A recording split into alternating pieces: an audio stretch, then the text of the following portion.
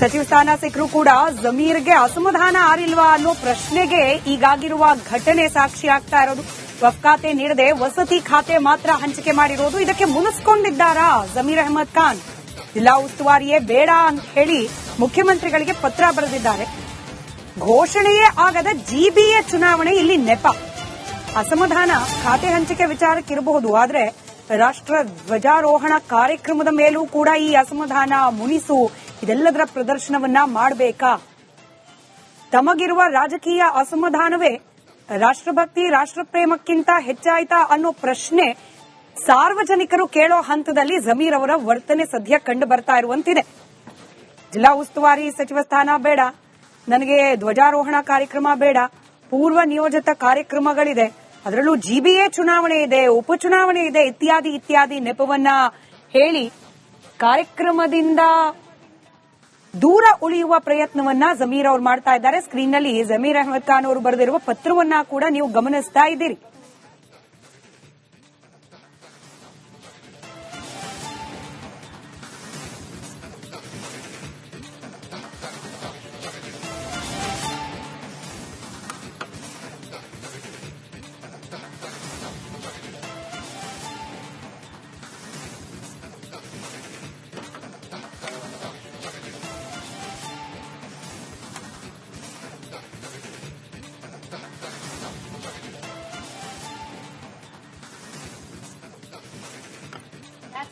ಪೂರ್ವ ನಿಯೋಜಿತ ಕಾರ್ಯಕ್ರಮ ಇದೆ, ಹೀಗಾಗಿ ಸ್ವಾತಂತ್ರ್ಯ ದಿನಾಚರಣೆಯ ಸಂದರ್ಭದಲ್ಲಿ ಧ್ವಜಾರೋಹಣ ಮಾಡಲಿಕ್ಕೆ ಸಾಧ್ಯವಾಗ್ತಾ ಇಲ್ಲ ಅಂತ ಹೇಳಿ ಪತ್ರವನ್ನ ಬರೆದಿದ್ದಾರೆ ಜಮೀರ್ ಅಹಮದ್ ಖಾನ್ ಅವರು.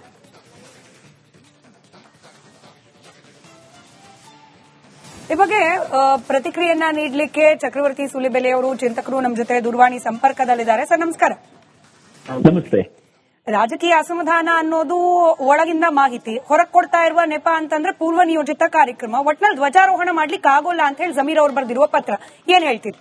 ನನಗೆ ಮೇಲ್ನೋಟಕ್ಕೆ ಆರಂಭದಲ್ಲಿ ತುಂಬಾ ಶಾಕಿಂಗ್ ಅನ್ನಿಸ್ತು. ಒಬ್ಬ ಮಂತ್ರಿಯಾಗಿ ಸರ್ಕಾರದ ಅನೇಕ ಜವಾಬ್ದಾರಿಗಳನ್ನ ನಿರ್ವಹಿಸಿ ಈ ದೇಶ ಕೊಟ್ಟಂತ ಎಲ್ಲ ಸೌಲಭ್ಯಗಳನ್ನ ಪಡ್ಕೊಂಡು ಈಗ ಏಕಾಏಕಿ ನನಗೆ ಧ್ವಜಾರೋಹಣ ಮಾಡ್ಲಿಕ್ಕೆ ಆಗ್ತಾ ಇಲ್ಲ, ಆ ಜವಾಬ್ದಾರಿ ಬೇಡವಾಗಿತ್ತು ಅಂತ ಹೇಳೋದನ್ನ ನೋಡಿದ್ರೆ ಎಂತವನಿಗೂ ಅಚ್ಚರಿಯಾಗಿದೆ. ಸಂವಿಧಾನದ ಬಗ್ಗೆ ಪುಂಖಾನುಪುಂಖವಾಗಿ ಮಾತನಾಡುವಂತ ಈ ಕಾಂಗ್ರೆಸ್ಸಿಗರು ಸಂವಿಧಾನವನ್ನ ಗೌರವಿಸುವ, ಅದನ್ನು ರಕ್ಷಿಸುವ ಯಾವುದಾದ್ರು ವಿಚಾರ ಬಂದಾಗ ಹೇಗೆ ಬಿಹೇವ್ ಮಾಡ್ತಾರೆ ಅನ್ನೋದಕ್ಕೆ ಜಮೀರ್ ಅಹಮದ್ ಒಂದು ವಿಶೇಷವಾದ ಸಾಕ್ಷಿ ಆಗ್ತಾರೆ. ಬಹುಶಃ ಜಮೀರ್ ಅಹಮದ್ ಈ ರಾಷ್ಟ್ರದಲ್ಲಿ ಏನಾದ್ರೂ ಅಳಿದುಳಿದಿರುವ ಸ್ವಲ್ಪ ಮಟ್ಟಿಗಿರುವಂತ ರಾಷ್ಟ್ರಭಕ್ತ ಮುಸಲ್ಮಾನರಿಗೆ ಬಹಳ ದೊಡ್ಡ ಅವಮಾನ ಮಾಡಿದ್ದಾರೆ ಅಂತ ನನ್ಗೆ ಅನ್ಸುತ್ತೆ.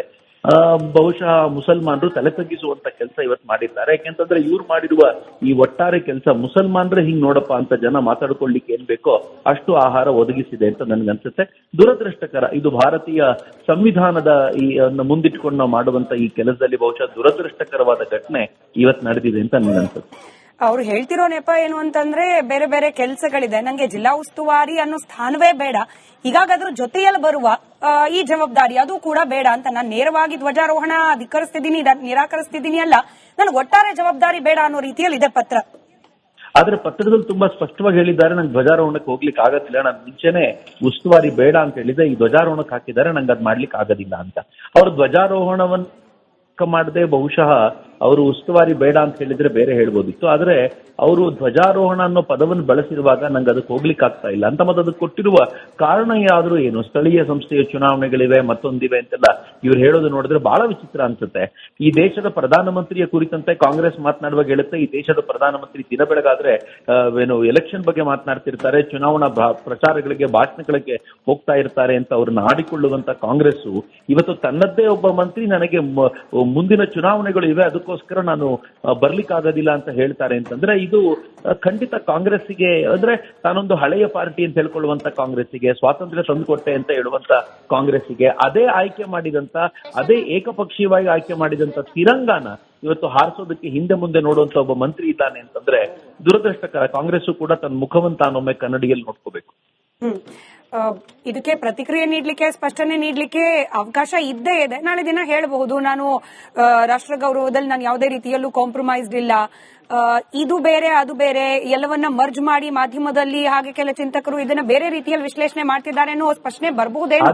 ಆದ್ರೆ ಸ್ಮಿತಾ ಏನ್ ಗೊತ್ತಾ, ಒಂದು ಸ್ವಾತಂತ್ರ್ಯೋತ್ಸವ ನೀವು ಬೇರೆ ಎಲ್ಲ ಕೆಲಸ ಬಿಟ್ಟು ಸ್ವಾತಂತ್ರ್ಯೋತ್ಸವಕ್ಕೋಸ್ಕರವೇ ದಿನ ಇಟ್ಕೋಬೇಕು ಅಂತ ನೀವು ಈದಿದ್ದಾಗ ನನಗೆ ಎಲೆಕ್ಷನ್ ಇದೆ ಅದಕ್ಕೋಸ್ಕರ ನಾನು ಈ ಕೆಲಸ ಮಾಡ್ಲಿಕ್ಕೆ ಆಗೋದಿಲ್ಲ ಅಂತ ಹೇಳ್ತೀರೇನು?